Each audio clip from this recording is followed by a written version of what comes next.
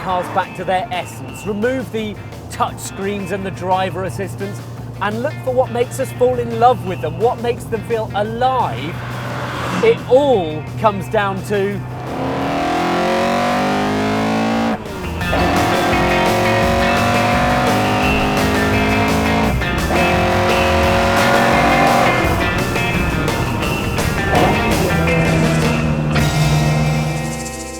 these pistons thrashing up and down, and ideally as many of them as possible. 6, 8, 10, 12, maybe even 16. Because interesting, exciting cars need interesting, exciting engines. What would be your number one? The V12? Think Ferrari, the McLaren F1, or perhaps a screaming Cosworth as fitted in the Aston Valkyrie or Gordon Murray T50. Or maybe it's a V8, which covers everything from a Chevy small block to a twin-turbo AMG. Then there are the layouts that companies have made their own. Bugatti's throbbing W16, the flat six that is only truly at home behind the rear axle of a Porsche 911, or conversely the V10 that BMW, Lamborghini, Lexus and Audi have all failed to make their own. But does it always have to be about the biggest, noisiest, most dramatic and complex? What about the four-cylinder? It's the humblest engine there is. Well, I want to show you that four-cylinders can be genuinely thrilling. So I've lined up 3 cars, all powered by a 4. Yes, even that one. We tend to think 4s are what power ordinary cars, cars that only have cylinders because they haven't gone electric yet. It's the beigest cylinder count there is. Beige? Beige? There's nothing beige about this! And pretty much nothing more mass market either, because this is a Ford Escort.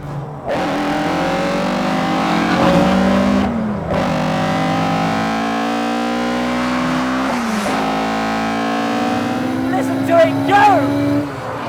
Back in the 70s, the barriers between your happy shopper and motorsport were paper thin. Into rallying, you'll have heard of the BDA engine. Back in the 70s, Ford asked Cosworth to develop them a new 1.6 litre sports engine for the Escort RS 1600. BDA stood for belt drive and A because it was the first of its type. This is the BDG.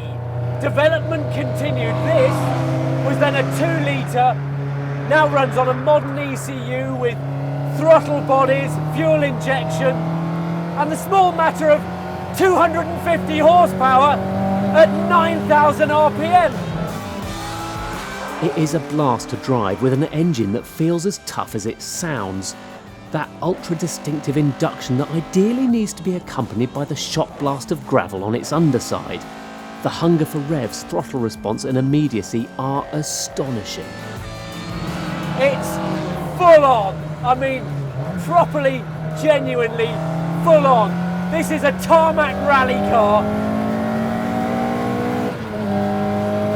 Short geared, absolutely enthralling, and with just an epic engine up front, but so much noise and fury and vibration. You sit upright, as you should, it's a rally car. Grab gears, grab it by the scruff and hurl it about. It revels in punishment and abuse. You get the feeling it would be one of those cars where something would only go wrong when it was driven gently. But you'd never do that, because the Take No Prisoners Escort is one of the most addictive driving experiences around. It's the work of MST Cars, who were a rally parts supplier until they worked out they had all the parts needed to build a car from scratch. So that's why this wears a new number plate. It is new from the ground up, doesn't use an old chassis or any other old bits. Oh my God, around corners, this front end is so sharp and the back end's just slightly soft, it rolls. You can tell it wants to roll into oversteer. The steering is fast, sharp and accurate, and traction from those fat back tyres is fantastic. But at the same time, I've never driven another car that can be provoked into oversteer more readily always happier when driven with a bit of angle. Oh, it's absolutely irresistible, this car. It's so accurate, you barely use any steering at all. And talk about a car being in its natural environment. This, blasting through woodland, even on tarmac, just feels so right. So right. Those little mini light wheels paddling the ground for all they're worth. And special mention for this gearbox, which is so tight, it's like it's got an open metal gate because you just can't get it wrong, you can't miss shift. I know there's plenty of other options for £100,000, but for pure driving enjoyment? Come on! What I love about rallying is that they just want everything to be simple, tough and predictable.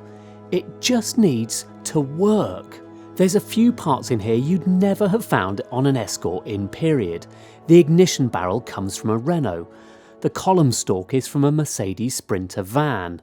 There's full adaptive tractive suspension with a screen so you can increase or decrease the suspension stiffness. It's even got Bluetooth in it. But I love how pure and simple this interior is. The care and attention that's clearly gone into it. And that's true everywhere. So let's pull over, because I want to show you under the bonnet.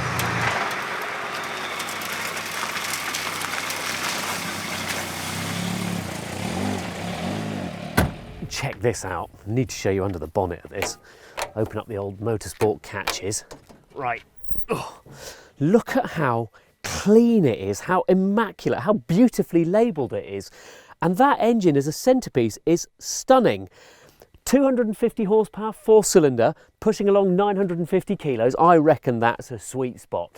But MST, if you really want more, will fit a 350 horsepower Millington Diamond engine, and you can lose more weight because this is a steel-bodied car and that's quite a heavy bonnet. MST do a carbon-bodied version which saves about 100 kilos. And speaking of carbon, this whole Porsche is carbon-bodied. It weighs well under 800 kilos, but it's not a 911. It's a 912, which means under its very, very lightweight engine cover is a 4-cylinder engine, not a 6. And I'll tell you more about that on the move.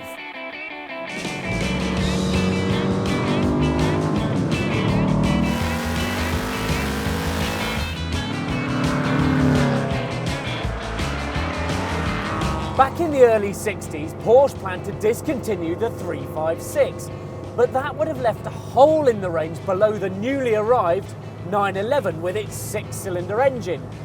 So they did something very pragmatic, very Porsche. They took the engine from the 356 and shoved it in a 911. And it's not like Porsche chose to uprate the engine. It actually had less power in the 912 than it did in the 356. 90 horsepower rather than 95. Porsche made the exchange because it actually gave them more torque lower down the rev range. This, however, does not have 90 horsepower. No, this has 190 horsepower because this is not an original 912, as you've probably guessed. It's the CAM manufacturing Porsche 912. It's a resto mod. It's an old engine, tracing its roots back almost 100 years to the flat-4 VWs of the 1930s, and compared to the Escort, it feels its age. You feel each cylinder pulse at low revs. It labours and doesn't rev anything like as eagerly as the others here, until it gets to about 5,000, at which point it fires off to the 7,000 RPM cutout like a GT3, and sounds and feels more like the 6 we know and love as well. That little 1.6 has been bored and stroked out to 2 litres and fitted with throttle bodies and modern injection. And yeah, it's a bit different.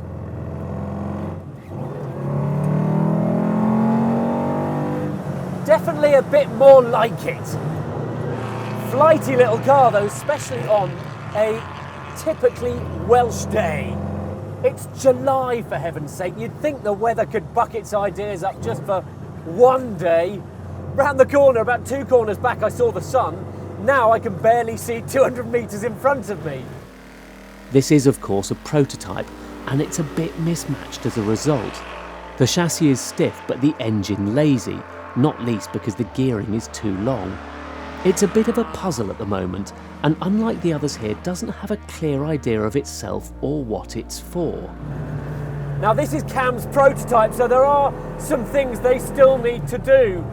The gear lever doesn't currently have any self-centering on it, so you've got to be a bit careful, especially with the shift from fourth back into third. It's a dogleg first on this.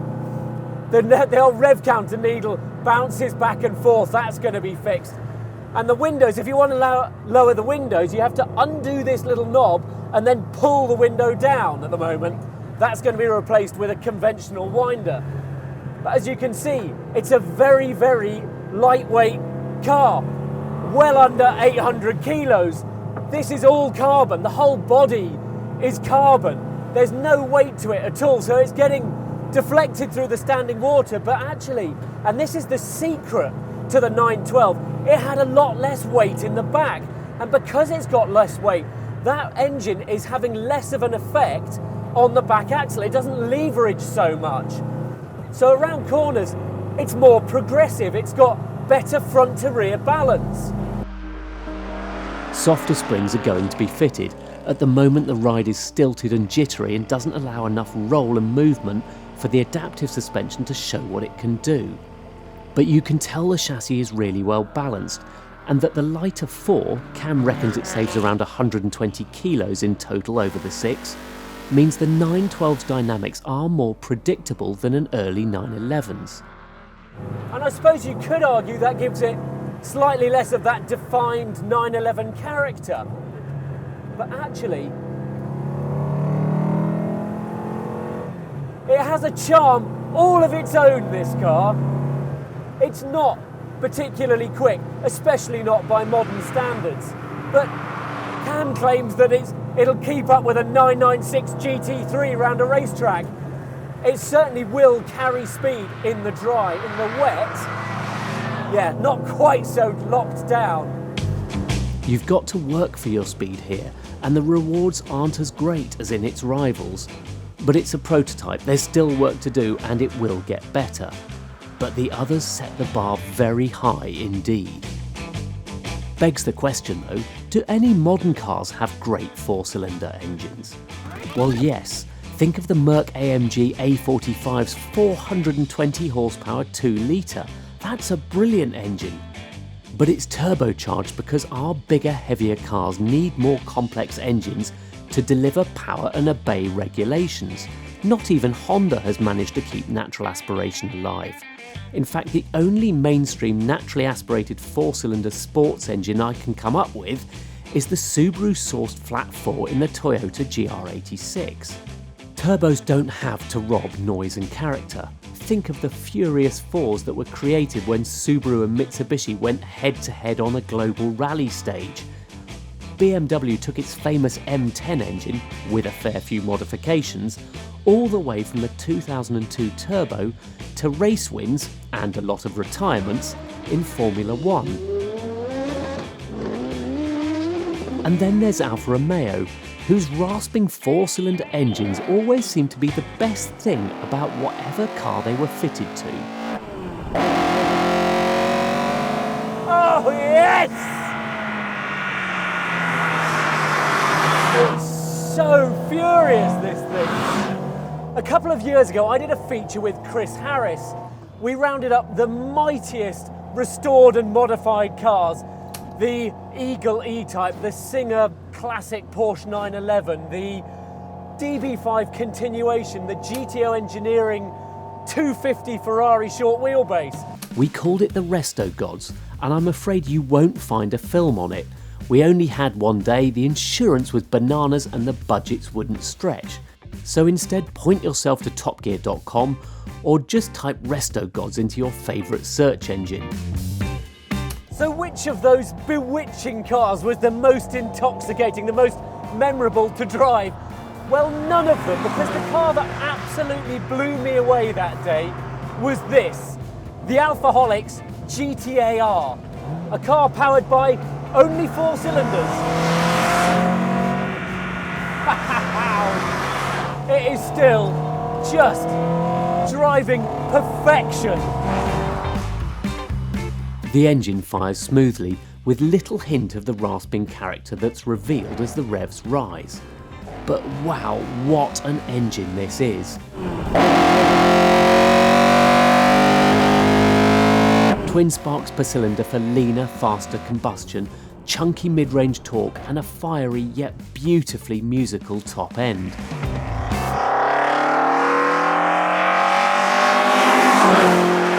It's indulgent and addictive, as richly textured as any multi-cylinder masterpiece Italy has ever produced.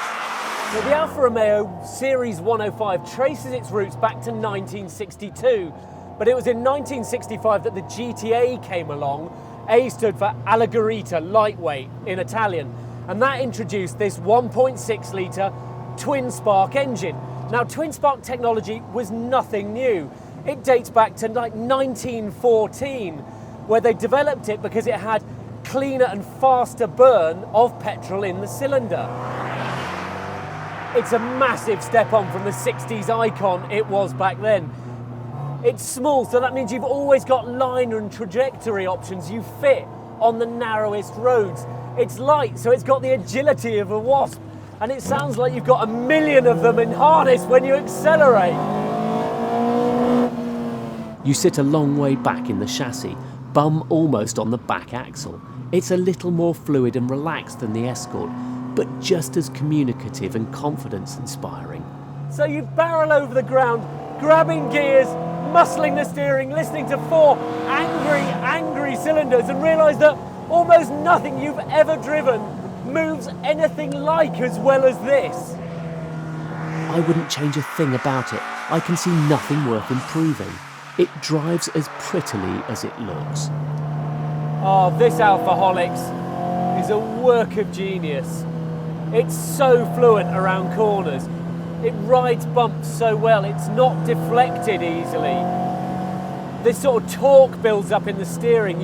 It's not too heavy around the straight ahead, but then you wind it in and it gains weight as you turn it. It's just a little masterpiece with a really angry engine up front. To be fair, I think the Escort is even angrier and certainly shorter geared, but oh, this car, it's so desirable. Like MST with the Escort, Alfaholics has decades of experience, understands their cars inside out and knows exactly how to sympathetically modify them. The GTA-R is every inch the authentic 60s racing Alfa. Oh, look at this, I'm catching up with them. And what a beautiful little pair they make on these roads. Sure, these cars are all terrifyingly expensive. The cheapest, the Escort, is still 100,000 quid. The others are about 3 times that. Supercar money, and yeah, they don't quite deliver supercar speed, but do you really need them to? What does a supercar do? It goes extremely fast for 5 seconds and then you've busted every speed limit going. These, you get to throw gears and revs at them for about 3 times as long. And all the while you've got indulgent little chassis to use and these wonderfully crisp, short-geared engines. Oh, just look at these views. We've got Wales out ahead. The Escort's just shot off a bit in front. Everything's opening up through moorland. These cars just feel so right in this location. So yeah, I suppose what we've discovered is not that it's about the cylinder count particularly, it's about the types of cars that have 4 cylinders in them traditionally. It is about hot hatches, it is about older sports cars, and it doesn't have to be these 3 specifically. It can be an old Peugeot hot hatch, a Civic Type R, and a Lotus Elise. These were the highlight, these were the heyday. I miss it.